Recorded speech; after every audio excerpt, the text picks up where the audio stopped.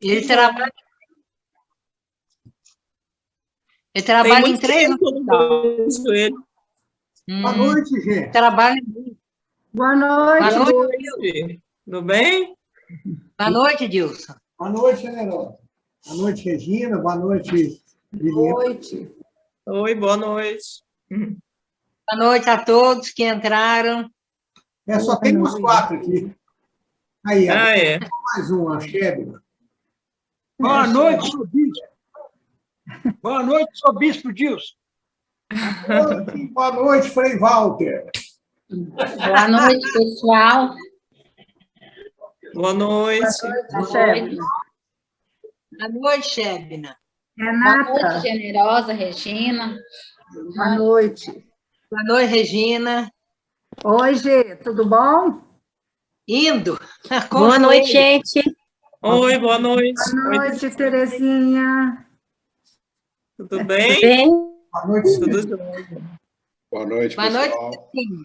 Boa noite, Boa Sandra. noite. Boa noite, Terezinha. Tudo bem? Boa noite, gente. Tudo bem? Dá boa noite, pessoal. Oi, gente, boa noite. Boa noite. Aparecida, tudo bem? Aparecida? Tudo bem? Como vocês estão? Tá Tudo tudo bem, certo. graças a Deus. Graças a Deus. Você está com a fisionomia bom. muito boa. Você está com a fisionomia muito boa. Aqui. Ah, obrigada, generosa. Graças Graças a a Deus, né? A gente tem que saber. Bom que você tá bem, né? Vai indo. Com fé e Graças a força, Deus, vai dar passou. tudo certo. Já passou tudo, Aparecida? Passou, Graças a Deus. Que bom. Nossa, que bom que você Quinta-feira saiu teve vitoriosa. tratamento da radioterapia, aí agora acabou tudo. Ai, que bom, graças a Deus. Parabéns pela vitória. Muito Já obrigada. venceu, mamãe. Obrigada a Aparecida todos e Mana pelas Terezinha preces, venceu orações, o câncer. manter Deu tudo bem. certo. Uhum, graças a Deus. Obrigada, gente.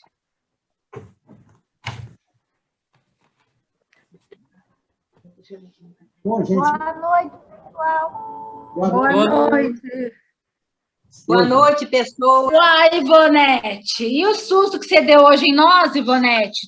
Uai, Meu Deus do céu! Ó, eu não fiz o teste ainda, mas era garganta inflamada e os sintomas de gripe. Aí me puseram de quarentena.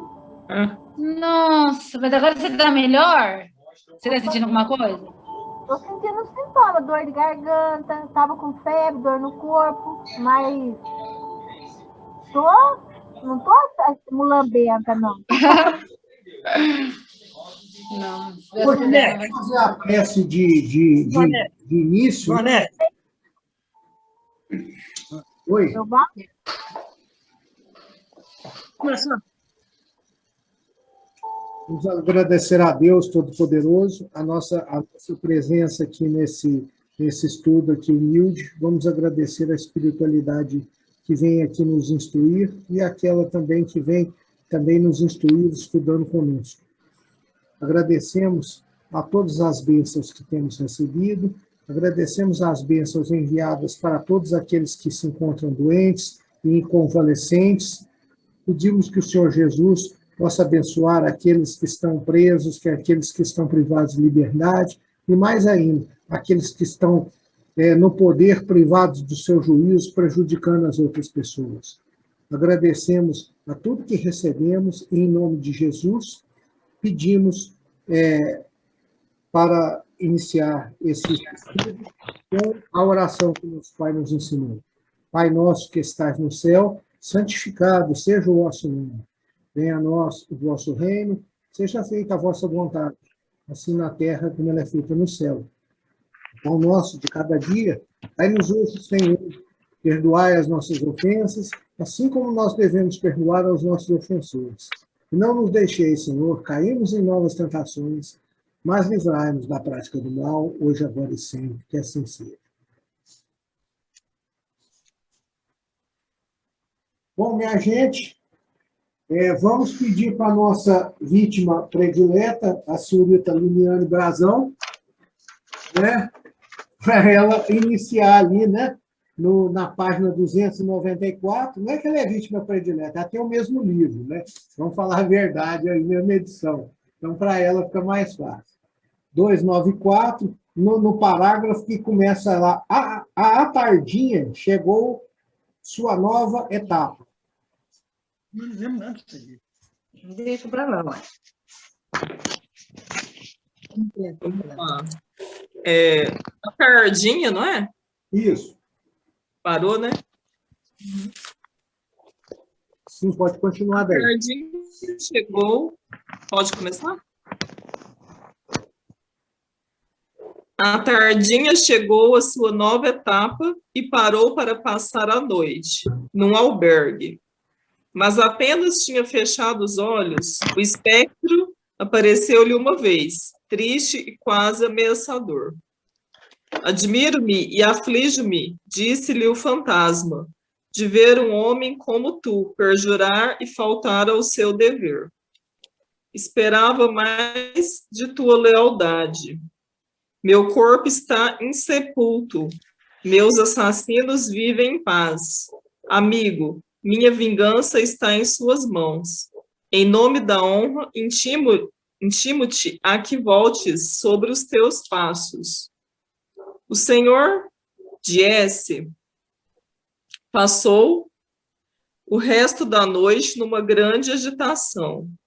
Amanhecendo, envergonhou-se de seu terror e continuou a viagem. À tarde, uma terceira parada e uma terceira aparição. Dessa vez, o fantasma estava mais lívido e mais terrível. Um sorriso amargo errava em seus lábios brancos.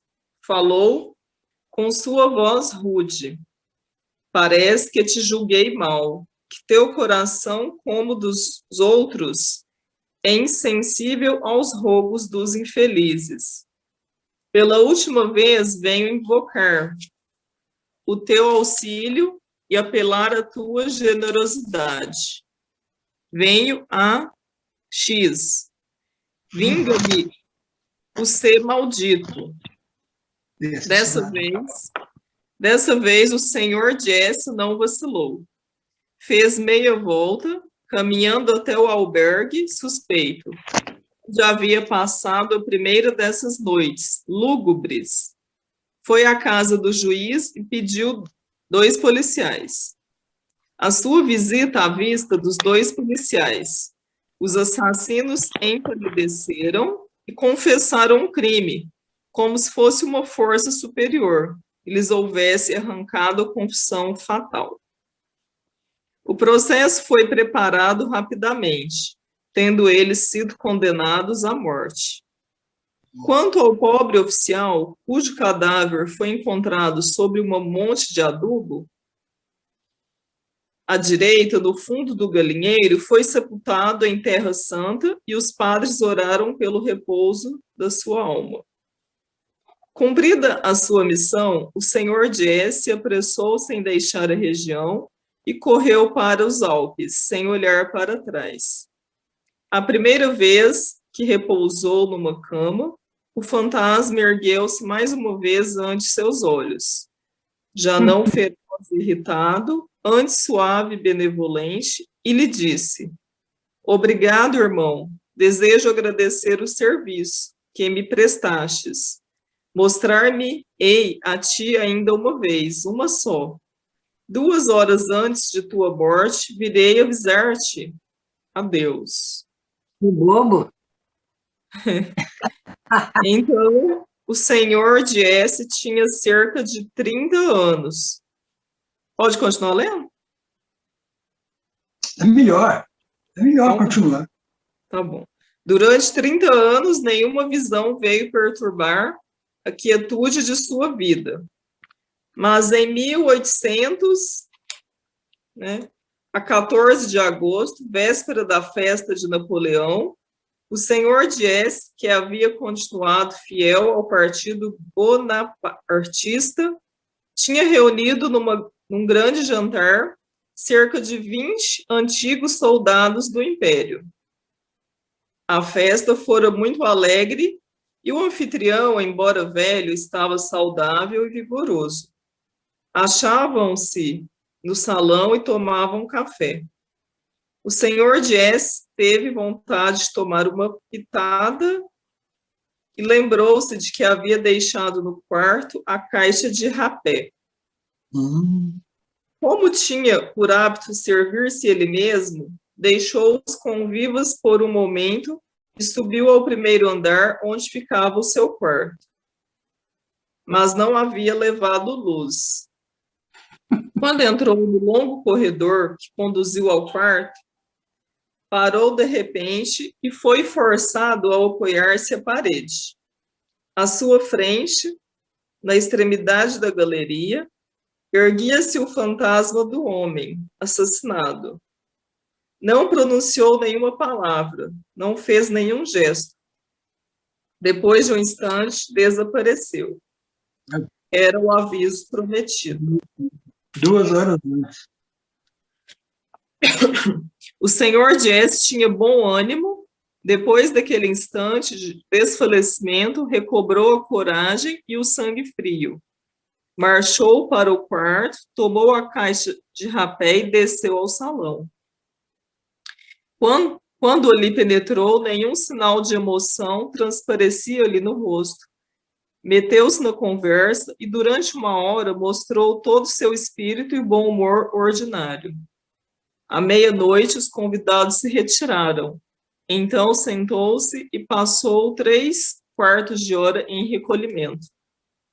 Depois, tendo posto ordem em seus negócios, embora não sentisse nenhum mal-estar, ganhou o quarto de dormir.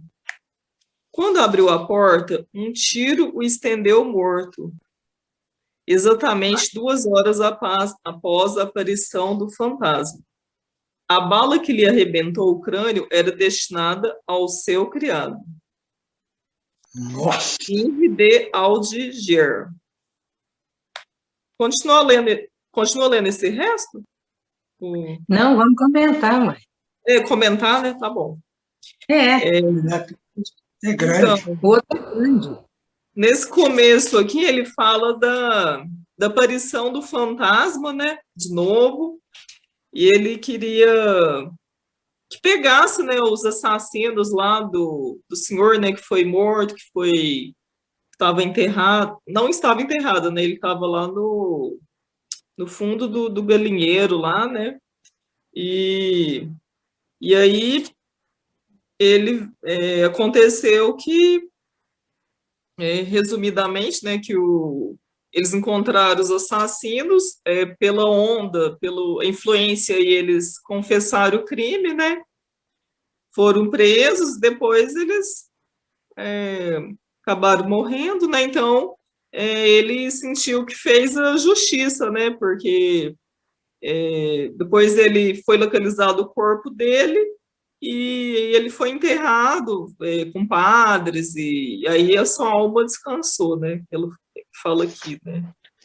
E aí depois o fantasma falou que ele ia também dar tipo um aviso, uma coisa de quando tivesse a morte também do senhor aqui, né?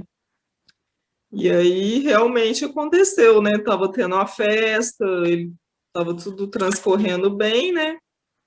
E aí fala aqui, né, que ele foi na hora de deitar, né, que o tiro pegou ele, que na verdade era para ter pegado o criado dele, né?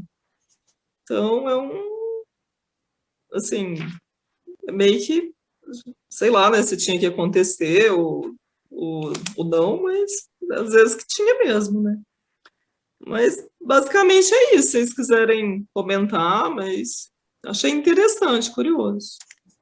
Olha, Liliane, o Kardec mais embaixo fala que é o seguinte, que a história está escrita de uma maneira assim, romanceada, né? Uma coisa assim, de modo a prender a atenção, mas isso não quer dizer que uma coisa que seja apenas enfadonha não vai ter o seu fito instrutivo. Se assim fosse, a gente não precisava ler nada do Renúncia, não ler lá há 50 anos depois, né? No Paulo Estevão, né? Porque tem uma dose de emoção, uma dose de coisa, né? mas transmite, né, ao nosso lar, transmite uma ideia. Né? Então, isso não deve nos fazer menosprezar determinadas coisas que a gente tem conhecimento. Né? Eu acho que o que emerge nisso aí é o seguinte, né? Hora que o espírito ele tem lá o coisa mais ou menos acertado por ele mesmo, né? Ou pela condição dele, se ele não tiver uma condição de maturidade para resolver esse problema da desencarnação dele mesmo, né? Quando ele encarnou, ele tem isso mais ou menos, né? Já acertado. Parece que o negócio dele era por volta de 60 anos. Tanto é que ele passou um pouquinho, ele já tinha mais de 30, né? E passaram mais 30, então ele tinha um pouquinho mais de 60 anos, mas parece que não havia completado ainda os 61, né? Mas o que eu estou falando, o que emerge é o seguinte, é que a desencarnação ela é a única certeza que nós temos quando nós encarnamos, tá? Você vê que ele colocou os negócios dele em ordem, né? Arrumou a vida dele da maneira, fez as preces dele do jeito que ele tinha condição de fazer e acabou, né? Então, a bala nem era para ele, né? Era para uma outra pessoa. Então, o que eu acho, a gente deve, obviamente, fazer tudo para proteger a nossa vida. Mas nós não devemos ficar neurótico do Covid, porque tem gente atropelada de máscara e morre gente de câncer ainda, morre gente de AVC lá no centro. Chega muito pedido de mensagem. Chegou sexta-feira aí, muito pedido de mensagem, né? Não era todos que era Covid, não, viu? Tinha bastante que não era. Então, a desencarnação continua ocorrendo de várias formas e não devemos procurar cercá-la de um lado que ninguém cerca isso, não. Se ela cercar de um lado, ela vai acontecer de outro. Né? Não quer dizer que deve colocar em risco. Oi? Gilson, eu quero fazer uma pergunta para você, porque você é médium. É meio intrigante o que eu vou perguntar aqui. Como que esse espírito assassinado, que não tinha crença na espiritualidade, não era espírito evoluído, foi afirmar que o irmão encarnado 2 horas antes da sua desencarnação? Como que ele ficou sabendo? É difícil, é isso. É difícil. Obviamente, alguém avisou ele, né, Walter? Eu também estou pensando nisso. Alguém superior. Obviamente, algum outro espírito avisou a ele, né? Ele, estando grato, ele achou que isso seria uma maneira de recompensar a pessoa, né? E, de fato, foi, né? Que ele teve a oportunidade de colocar os negócios dele em dia, né? Não sei se ele escreveu carta para a esposa, se ele escreveu carta para os filhos, se ele detalhou os negócios dele, né? Se ele fez as preces, não está detalhado aí, né? Mas essas 2 horas serviram para ele. Ele gastou 1 hora para confraternizar com os amigos, que era a última confraternização material dele, e gastou a outra hora seguinte colocando a vida dele em ordem. Eu acho que ele foi beneficiado por isso aí. Embora, né, ele deve ter ficado 30 anos preocupado. Esse sujeito vai aparecer amanhã ou depois, né? Deus. Mas parece que ele nem acreditou nisso, né? Não dá para saber, né? Pelo relato aí, a gente não dá para saber, mas realmente. Não teve medo. Eu não quero que o espírito nenhum me avise, não, viu, Walter? Eu procuro manter meus negócios em dia aí, eu coloco eles em dia 1, 2 dias por semana, toda semana eu faço isso, tá? Anoto o que eu tenho que anotar aqui no computador, numa pasta aqui que eu já expliquei para a Renata, onde está tudo aí. 2 vezes por semana eu me preparo para ir, mas enquanto tiver uma força, eu vou ficar aqui, viu? Não estou com tanta vontade assim, não. Estou preparado, mas não estou com vontade, não. Vou reclamando. Bom, vamos pedir, então, para a Generosa dar continuidade nesse restinho que tem aqui. Tem mais aqui. Pode fazer uns...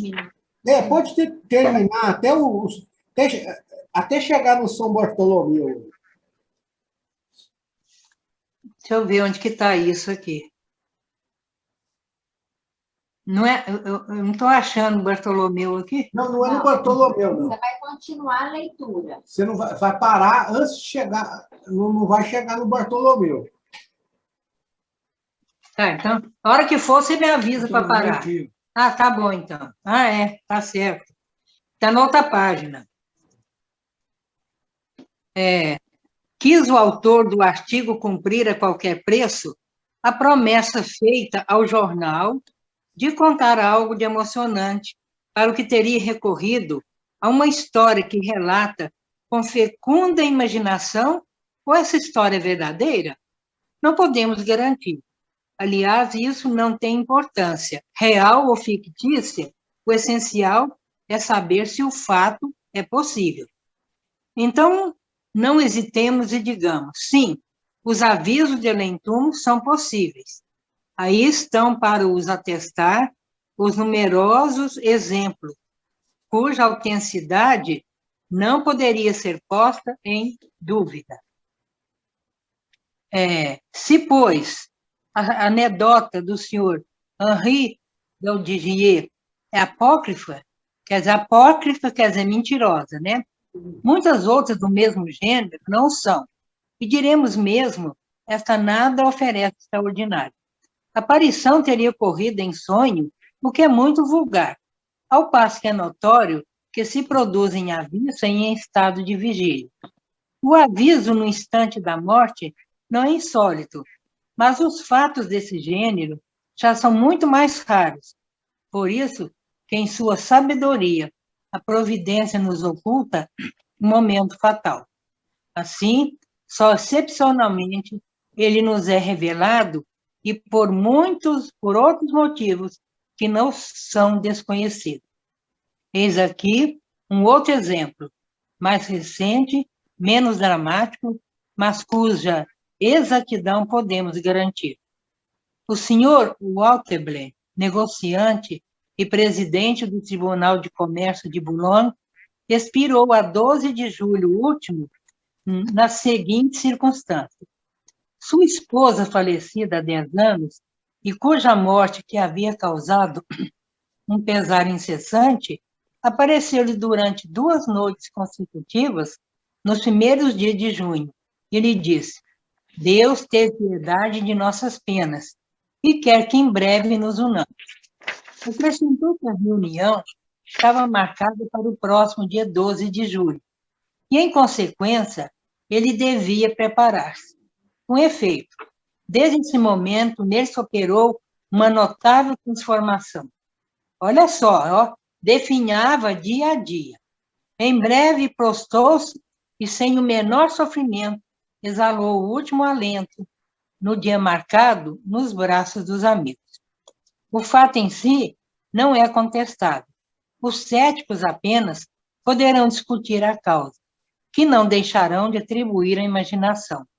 Sabe que semelhantes predições, feitas por leitoras de Buena Dias, quer dizer, leitores de sorte, né? Tiveram um desenlace fatal. Nesse caso, compreende-se que, chocada a imaginação por essa ideia, os órgãos possam experimentar uma alteração radical. Mais de uma vez, o medo de morrer tem causado a morte. Mas aqui, as circunstâncias são outras. Os que se aprofundaram nos fenômenos do espiritismo podem dar-se conta perfeitamente do fato. Quanto aos céticos, tem apenas um argumento: não creio. Quer dizer, os ateus, né, aqueles que não acreditam. Isso não é possível. Interrogados a respeito, os espíritos responderam: Deus escolhe esse homem conhecido por todos, a fim de que o acontecimento se espalhasse e desse o que pensar. Os incrédulos, incessantemente, pedem provas. Deus as dá a cada momento, através dos fenômenos que brotam de todos os lados.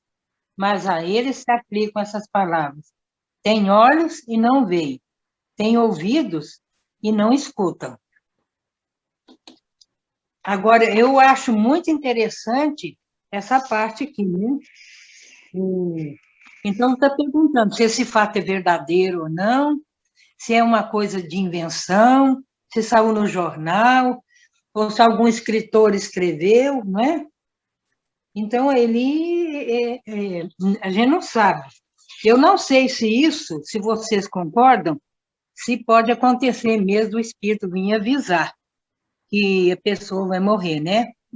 Horário marcado. Né? É com horário marcado ainda, que 2 horas 2 horas antes eu vou aparecer para você. Se fosse eu, fazia um punhado de reza.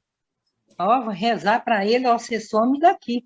A gente faz prece o espírito, porque parece que é um espírito até obsessor, uai. Eu não aceito isso muito, não. E depois tem esse outro caso do senhor Walt Bled, esse negociante aí, e a esposa dele havia falecido, né, já tinha 12 anos, e causou muito pesar, né, nele, nas pessoas. E aí depois ele falou assim que nos primeiros dias de julho, Deus teve piedade, a esposa apareceu das penas deles. E falou que no dia 12 de julho ele iria também se encontrar com ela. Quer dizer, marcou data, né? Marcou a data. E ao invés de fazer bem para ele, o que aconteceu? Ele foi definhando, quer dizer, ficou esperando, né? Ficou apavorado. Para ele, fez um mal muito grande. E sem, assim, o menor sofrimento, ele realmente desencarnou nesse dia nos braços dos amigos. Então, os céticos, aqueles que não acreditam, falam, que isso é mentira, isso não é imaginação, isso não acontece. E isso acontece em Buena Dicha, os ledores de sorte. Eu vi na TV uma mulher contando que a parente dela foi numa ledora de sorte no Rio de Janeiro, que o Rio tem muitas ledoras de sorte. E aí, essa Buena Dicha, essa mulher, falou, você tem 1 mês de vida, e você, de hoje ao mês, você vai morrer. A mulher ficou tão desequilibrada, com tanto medo da morte, que ela suicidou. Agora você vê, hein? E isso aí, essas predições são horríveis. Então, isso aí choca a nossa imaginação, não é? Agora, eu deixo a pergunta para vocês. Será verdade? Isso pode acontecer? Será que um médium, uma aparição, pode marcar dia e hora que a pessoa vai desencarnar? Ainda mais aquele assassino, né? Onde é que ele tirou isso? Então, a pergunta tem para vocês. Eu respondo por mim, eu tenho dúvida.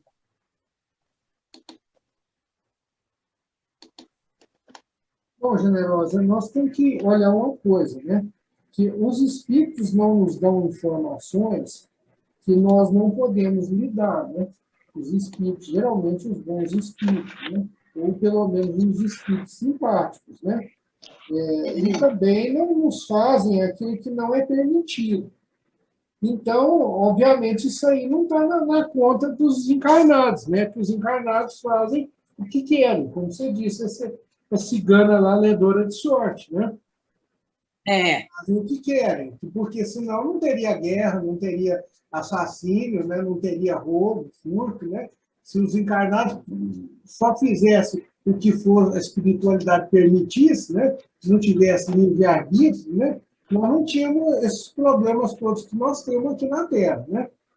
Então, o que acontece? Eu não vejo que esse homem, que possa se ter falado aí, que ele tenha feito mal para ele, aquele negócio, a data que ela marcou, né? Talvez apenas evitou que ele ficasse procurando um atendimento desnecessário, né? Tivesse aí sofrido tentando tratar o que ele estava sofrendo, provavelmente já era uma moléstia que vinha se arrastando lentamente ao longo dos anos, né? Então, obviamente, deveria haver uma grande probabilidade dele vir a falecer daquele estado, né? dentro daquele estado. Pois é, mas marcou o dia, 12 de julho, né? Quer dizer, Como poderia saber? Ah, ele podia ter, você vê, ele não cometeu suicídio, ele não pediu para alguém matar ele, que venha a ser suicídio indireto, né? E apenas é o que parece, né? Que a ficha dele caiu, né? É o que se encontra. De qualquer forma, né? Não é todo espírito que tem condição de lidar com uma coisa dessa numa boa, né? Para um, isso é uma benção. Para outros, uma prova que não conseguem passar, né? Uma expiação, uma coisa, né? Então, a gente não sabe. A gente não sabe a história pregressa, o que acontece, né? Alguma coisa desse gênero pode ser prova, pode ser expiação, pode ser uma bênção, vai depender do estado de cada um, né? A ficha cai de cada um. Alguém quer fazer outro comentário aí? Eu quero fazer uma pergunta. Eu não entendi direito. Ele foi avisado quanto tempo antes que ele iria morrer? Não foram 2 horas? 30, acho que foi 30 anos depois, né? Esse é o primeiro tá. caso, né? Esse é o primeiro não, caso. Então tá. Tá certo. O primeiro caso foram 30 anos, né? A morte ocorreu por volta de 30 anos depois de 2 horas do aviso. E no segundo caso, que entendi.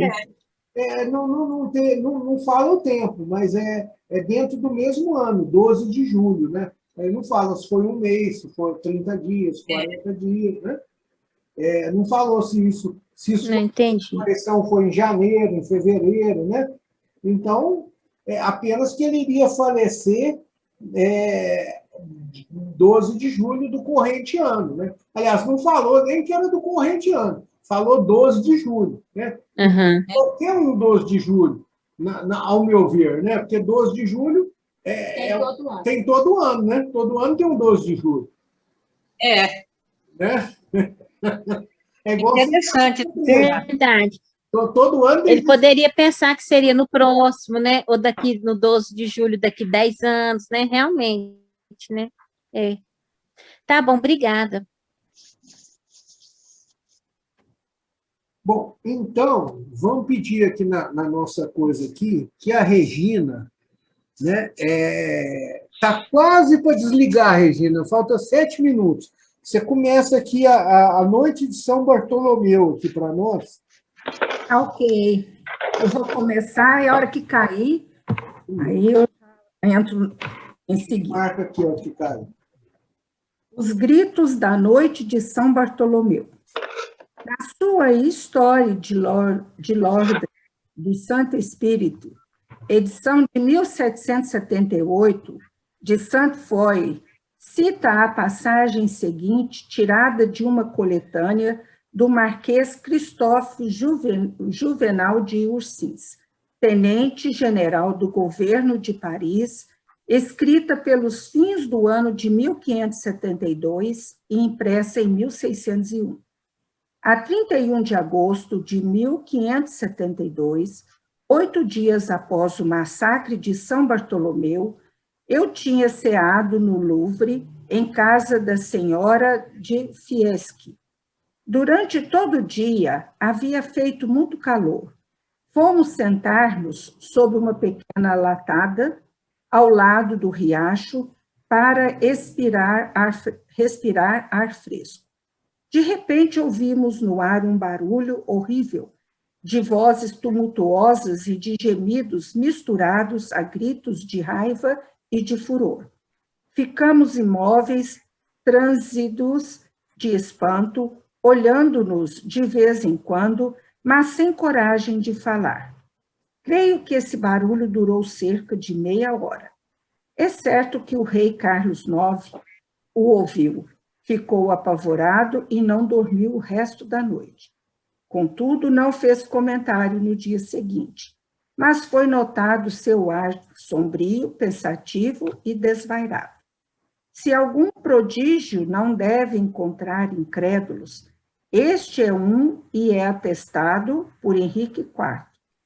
Em seu livro 1, capítulo 6, página 561, diz Dalbinet: várias vezes aquele príncipe nos contou entre os seus familiares e cortesãos mais íntimos, e tenho várias testemunhas vivas de que jamais nolo repetiu sem se sentir tomado de pavor, que 8 dias depois do massacre da noite de São Bartolomeu, havia visto uma grande quantidade de corvos pousar e crocitar sobre o pavilhão do Louvre. Que na mesma noite, Carlos IX, 2 horas depois de se haver deitado, saltou da cama, fez com que os camareiros se levantassem e mandou dar busca, pois ouvia no ar um grande barulho de vozes gementes, em tudo semelhante às que se ouviram na noite do massacre. Que todos esses gritos eram tão chocantes, tão marcados e tão distintamente articulados, que Carlos IX pensou fossem os inimigos de Montgomery e os seus partidários, atacando-os de surpresa, pelo que mandou um departamento de sua guarda para impedir esse novo massacre. E os guardas informaram que Paris estava tranquila e que todo aquele barulho que se ouvia estava no ar. Tem uma informação aqui embaixo. Pode ler, Dilson? Pode sim. O fato relatado por de Saint-Foy e por Juvenal de Ursins tem muita analogia com a história do fantasma que parecia Mademoiselle Clairon, relatada em nosso número de fevereiro, com a diferença de que, neste caso, foi um único espírito a manifestar-se durante 2 anos e meio, ao passo que, depois da noite de São Bartolomeu, parece ter havido uma inumerável quantidade de espíritos que fizeram o ar vibrar apenas por alguns instantes. Aliás, ambos os fenômenos têm, evidentemente, o mesmo princípio que os outros fatos contemporâneos e da mesma natureza, por nós já relatados, e deles não diferem senão em detalhes de forma. Interrogados sobre a causa desta manifestação, vários espíritos responderam que era um castigo de Deus, o que é fácil de compreender. Bom, aqui está falando que depois da noite de São Bartolomeu, o massacre, né, na noite de São Bartolomeu. Dilson, você quer falar sobre essa noite de São Bartolomeu? Como que foi esse massacre? Eu acho que eu não participei, não. Se eu participei, graças a Deus, eu não lembro. Eu também não lembro, não, viu? Por isso que eu estou... Nem como massacrador, nem como massacrado, viu? Não sei de que lado eu estava, viu? Mas eu acho que eu não estava de lado nenhum, não. Sei lá, né? Mas Dilson. Pode falar. Dilson. Foram assassinados 3.000 protestantes numa noite. Na primeira noite, 3.000. É brincadeira? Catarina de Médicis. E Carlos IX, que era filho da Catarina de Médicis. Então, mataram ele. E foram mortos 20.000 huguenotes. Huguenotes quer dizer, são contrários, né? Pessoas contrárias. Na primeira noite, 3.000. Depois foram matando 20.000 pessoas que morreram nessa noite de São Bartolomeu. Todos huguenotes. Huguenote era os protestantes franceses. Franceses. Os ecos disso aí estão chegando até nossos dias atuais, a verdade é essa, né? E vai acabar agora, ele vai resetar agora, né? Mas tá explicado aí, o Kardec explicou bem, né? Com quantidade de espíritos aí desencarnando ao mesmo tempo, né? Nem todos têm condição de socorro, né? Então, realmente, esse tipo de coisa pode acontecer, sim, e realmente acontece, né?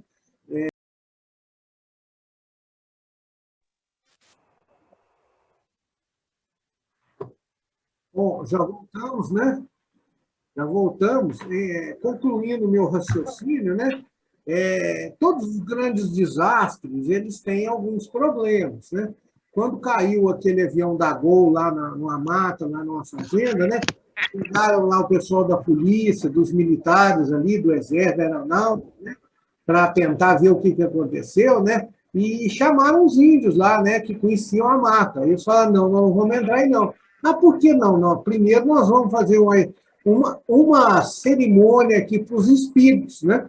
Depois é que nós vamos entrar. E provou que realmente eles estavam certos, né? Existia realmente muitos espíritos dementados ali, que desencarnaram e não tiveram condição de ser socorridos, né? E eles fizeram realmente bem, né? Em fazer essa... Não importa de que cultura que é feita, da maneira que é feita, se é uma prece espírita, se é uma prece xamânica, né? Como essa prece indígena, o que importa é que a prece, ela atingindo os espíritos, né? De qualquer sentido, ela surte um efeito, né?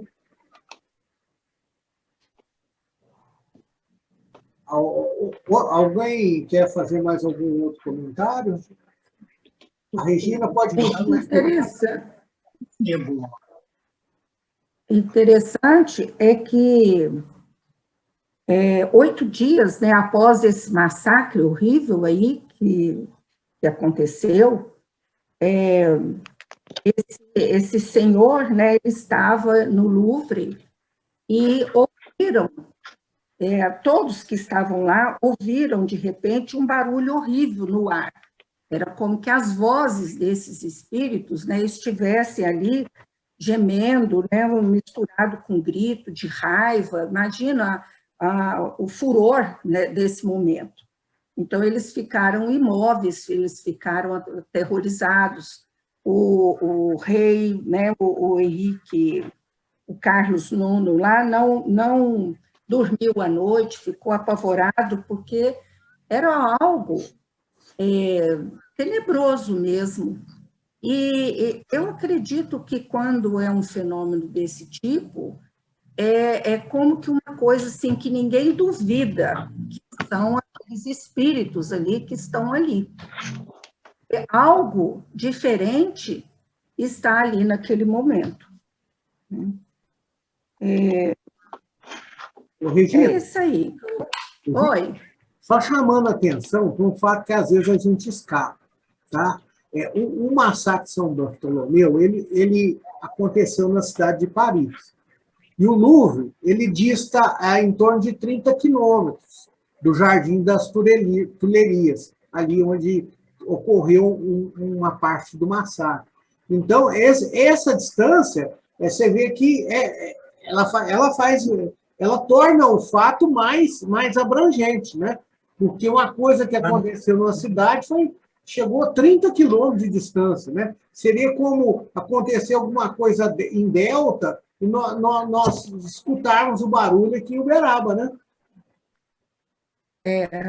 Exatamente. É algo assim, e foi uma coisa assim, tenebrosa mesmo, né? Uma coisa horripilante, porque ali estava misturado gritos, raiva, né? Com impropérios daqueles espíritos, né? Que se encontravam ali. É isso aí, Dilson. E esse relato aí, né? Foi por Santo Foy e por Juvenal de Ursins.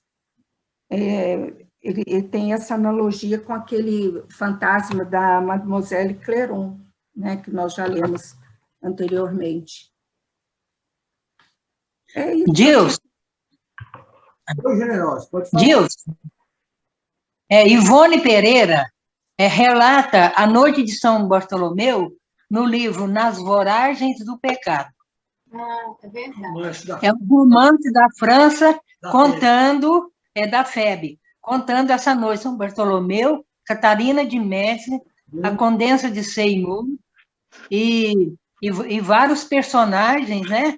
Que depois renasceram todos no Brasil. Bem lembrado. Obrigada. Então, quem quiser aí, né, pegar esse livro, tiver em casa, né? Ou quiser o PDF dele, que tem na internet também, nas Voragens do Pecado, né, general? Ivone Pereira. Ivone Pereira. Não são 3 livros? G. São 3 livros. trilogia. O primeiro é Nas Voragens, depois tem o Cavaleiro de Lumières, e depois tem o Drama da Bretanha. São 3 livros dela que contam os mesmos personagens. É uma continuação do outro, né? Gente, mais alguma manifestação? Porque agora nós vamos saltar para a página 303 e começar os talismãs. Se a Sherna puder começar, Sherna. Seu livro é diferente. Você pula esse próximo sequência aí. PDF. O seu, o chefe. PDF. 393. 93. Pois é, que mês que é? Nós não estamos achando aqui. Qual mês? Na outra página. Não, é o mês de setembro. Os talismãs. É o mês de setembro. Do mesmo mês. Tá bom. Ixi, agora desmarquei aqui. Ixi. Nossa Senhora. Pode, gente, pode começar. Esperar o generoso encontrar? Não, de gênero, o Walter está procurando. Pode continuar, pode começar. Pode? Então tá. Os talismãs, medalha cabalística. O senhor M havia comprado em segunda mão uma medalha que lhe pareceu notável por sua singularidade. Era do tamanho de um escudo de 6 libras. Tinha o aspecto da prata, embora um pouco acinzentada. Sobre ambas as faces estão gravadas, em baixo relevo, uma porção de sinais, entre os quais se nota planetas, ciclos entrelaçados, um triângulo, palavras ininteligíveis e iniciais em caracteres vulgares. Depois, outros em caracteres bizarros, lembrando o árabe, tudo disposto de modo cabalístico, conforme o gênero utilizado pelos mágicos. Tendo o senhor M interrogado a senhora J, médio sonâmbula, a respeito dessa medalha, foi-lhe respondido que era composta de 7 metais. Havia pertencido a casote e tinha o poder especial de atrair os espíritos e facilitar as evocações.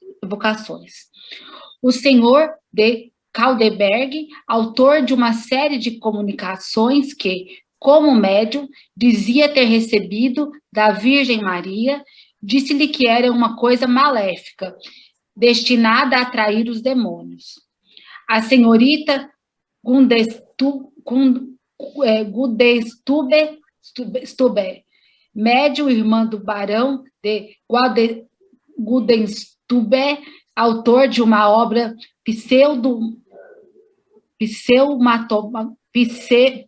pneumatografia ou escrita direta, garantiu que a medalha possuía uma virtude magnética e poderia provocar o sonambulismo. Pouco satisfeito com essas respostas contraditórias, o senhor M apresentou-nos a medalha, pedindo nossa opinião pessoal a respeito e, ao mesmo tempo, solicitando interrogássemos um espírito superior a propósito de seu real valor, do ponto de vista da influência que pudesse ter. Eis a nossa resposta. Os espíritos são atraídos ou repelidos pelo pensamento e não pelos objetos materiais, que nenhum poder exercem sobre eles. Em todos os tempos, os espíritos superiores têm condenado o emprego de sinais e de formas cabalísticas, de modo que todo espírito que lhes atribuir uma virtude qualquer ou que pretender oferecer talismãs como objeto de magia, por isso mesmo revelará a sua inferioridade, quer quando age de boa fé e por ignorância, em consequência de antigos preconceitos terrestres de que ainda se acha imbuído quer quando, como espírito zombeteiro, se diverte conscientemente com a credulidade alheia. Quando não traduzem pura fantasia, os sinais cabalísticos são símbolos que lembram crenças supersticiosas na virtude de certas coisas, como os números, os planetas e sua concordância com os metais.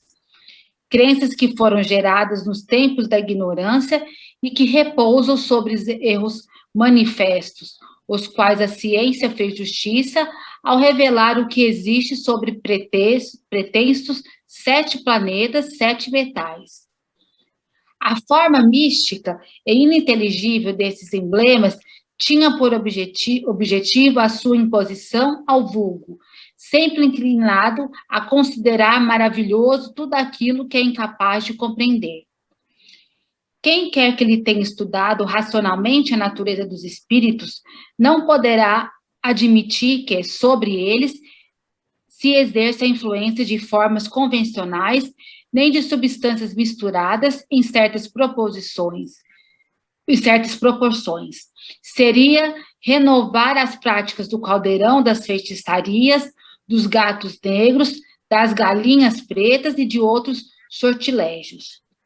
Não podemos dizer a mesma coisa de um objeto magnetizado, que, como se sabe, tem o poder de provocar o sonambulismo ou certos fenômenos nervosos sobre o organismo. Nesse caso, porém, a virtude do objeto reside unicamente no fluido de que se acha momentaneamente impregnado e que assim se transmite, por via mediata e não em sua forma, em sua cor e nem, sobretudo, por sinais que possa estar sobrecarregado. A gente comenta esse pedacinho, Dilson? Esse pedaço aí, Jé. Sim, então aqui ele tinha, o senhor M, né, ele tinha um objeto, né, desses metais, e aí ele teve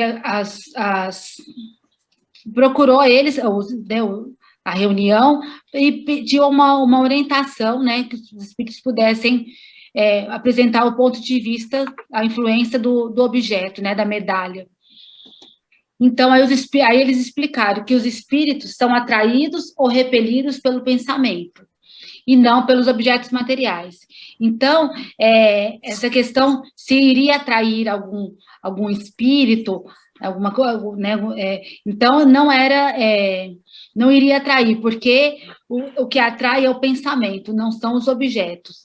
Então, em todos os tempos, os espíritos superiores têm condenado o emprego de sinais de formas cabalísticas. Então, usar os objetos para atrair os espíritos, isso não existe.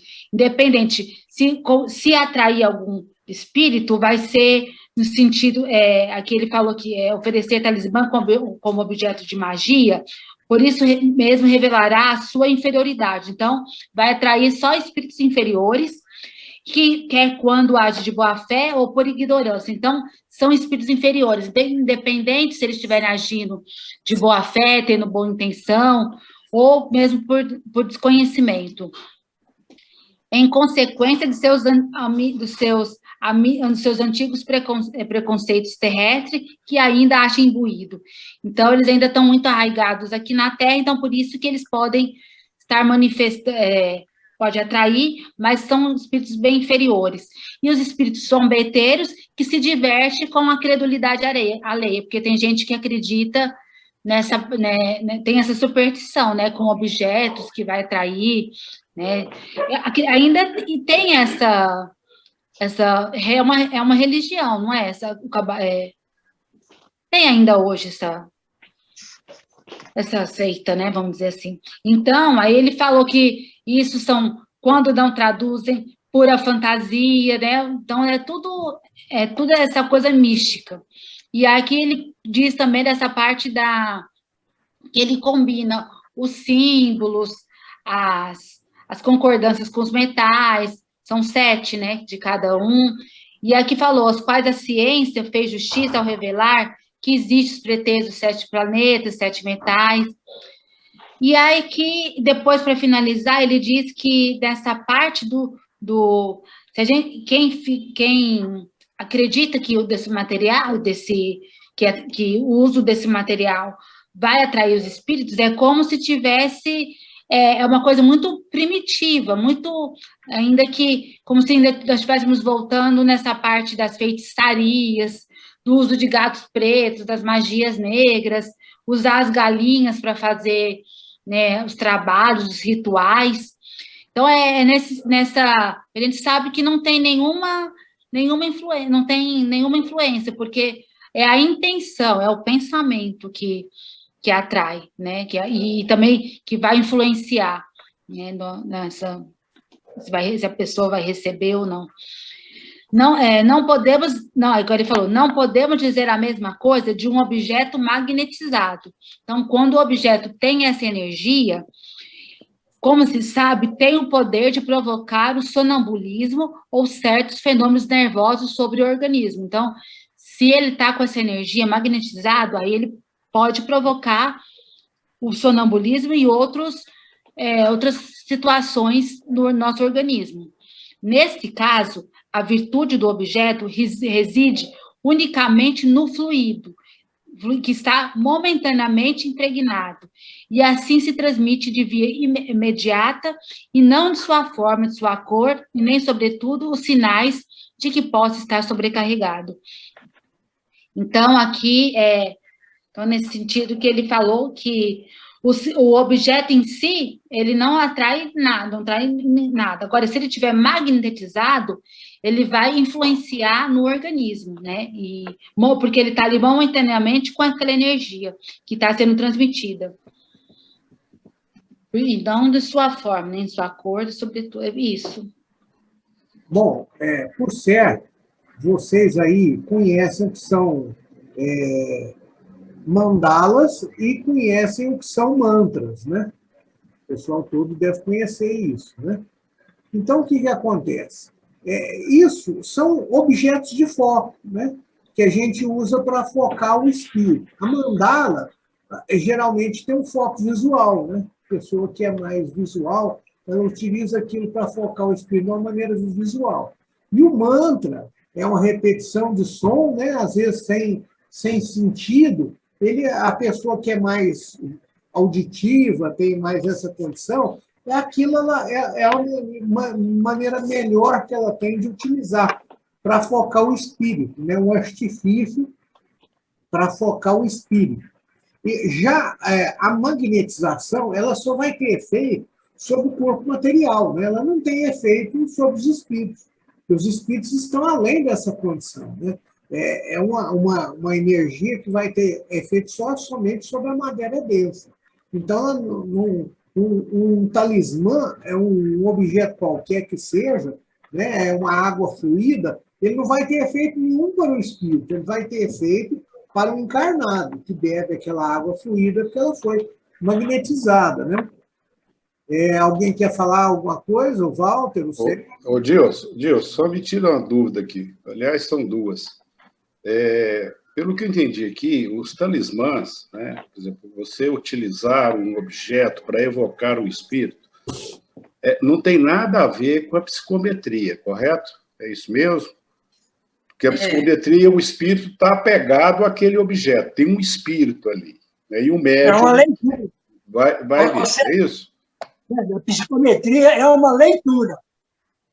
Agora, os objetos enfeitiçados é transmissão. Tá.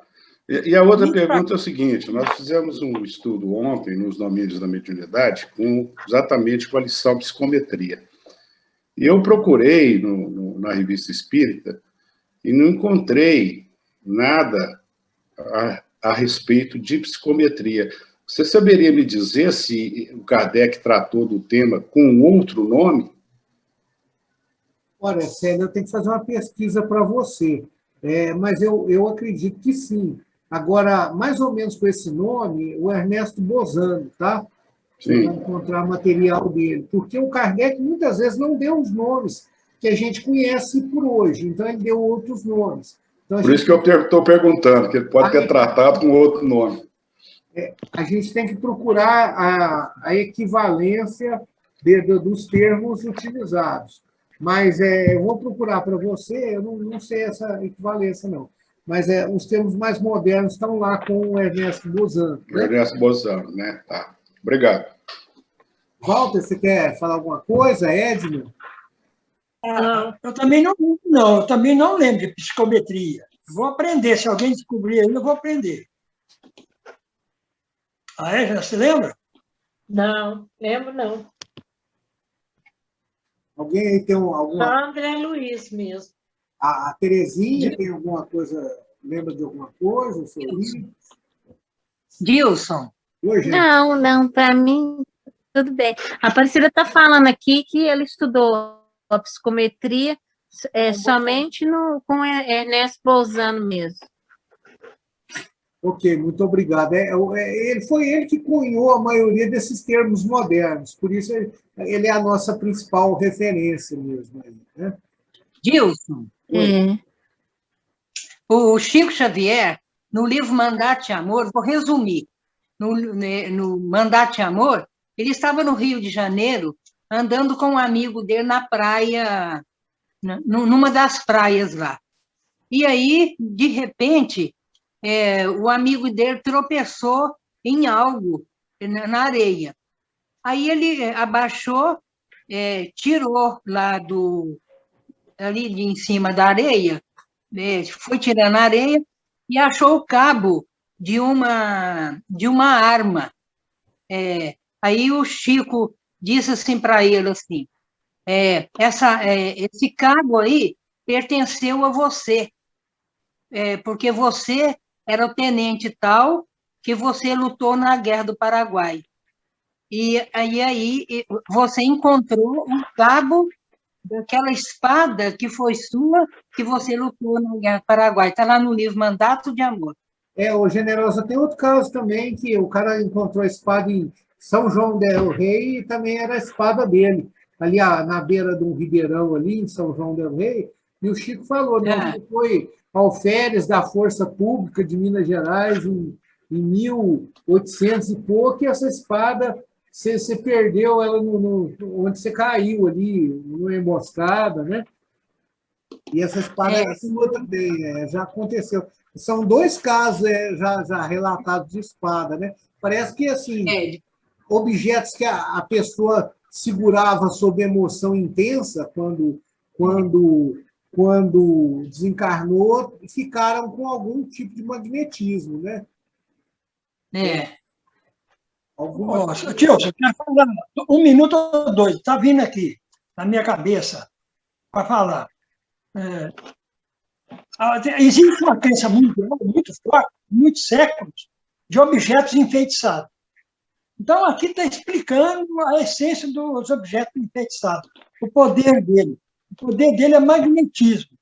Então, ele é envolvido pela mente da pessoa má ou dos espíritos inferiores. Então, aquele campo magnético, quem levar para algum lugar, objeto, roupa, né, algum quadro, o ambiente vai ficar transmitindo aqueles fluidos pesados para o ambiente. Faz mal. Uma vez eu comprei um boneco para um irmão viciado em droga, né, trouxe para casa. Eu comecei a ficar tonto. Toda vez que eu olhava para aquele bonequinho, eu tive que jogar fora. Nem queimaram, eu queimei. Joguei no lixo e deixei embora. Eu não odiei, mas o objeto estava me fazendo mal. Estava imantado. Eu gostei do bonequinho. Mas falei, não, esse bonequinho tem... Porque fizeram um viciado em droga, né? O objeto estava envolvido naquele fluido pesado. Realmente. Isso ocorre não só com pessoas viciadas, também com pessoas comuns, né? A emoção, a desencarnação súbita pode, vamos dizer assim, transferir uma carga de fluidos que fica naquele objeto, às vezes centenas de anos, né? Mesmo a pessoa já tendo desencarnado, abandonado aquele objeto, nem tem ligação mais com ele, e aquele negócio ainda vai ficar por um certo tempo. Né? Eu fui visitar a instituição e comprei o bonequinho, na maior santidade de guardar. Mas eu comecei a sentir mal, vários dias. Aí falei, não posso ficar com isso aqui, não. Eu sei de um caso particular meu, assim, mas eu não vou entrar em detalhes aqui, mas é de um objeto nessas condições. E ele realmente adquiriu um certo tipo de propriedade, mas que não afeta outras pessoas, somente algumas. Então, afeta o corpo material de algumas pessoas, não de outras. Né? Mas isso aí não é da gente comentar por aqui. Né? Então, gente... Está bem explicado aqui no livro, no artigo aqui está bem explicado. Vamos, então, pedir a Ivonete para fazer a prece de encerramento para nós. Pode ser, Ivonete?